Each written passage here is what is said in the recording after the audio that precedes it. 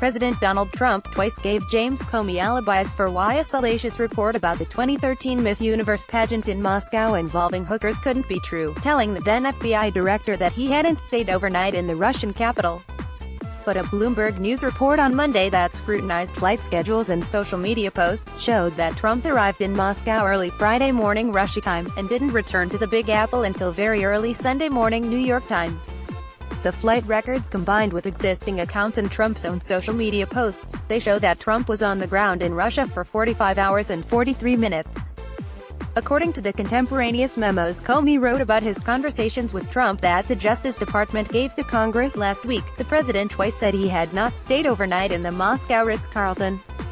The denial aimed at refuting an unverified charge in the dossier compiled by former British spy Christopher Steele that Russian prostitutes in Trump's presence defiled a bed in the presidential suite where the Obamas had stayed.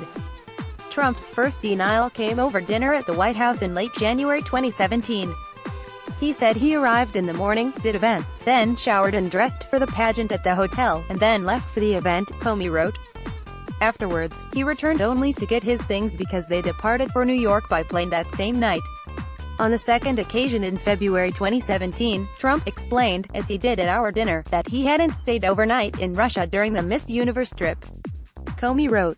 But the records show that the future president's journey to Moscow began in North Carolina, where he attended a birthday tribute to evangelist Billy Graham on Thursday, in November 7, 2013. After the event, Trump flew to Moscow on a private jet owned by Phil Ruffin, his partner in the Trump International Hotel and Tower in Las Vegas, The New York Times reported in January 2017.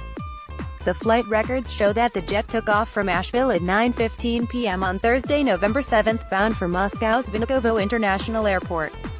The Bombardier jet landed in Moscow at 6:15 a.m.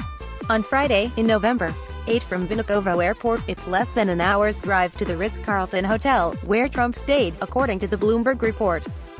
Trump surfaced online later that day in a Facebook post by the restaurant Nobu Moscow.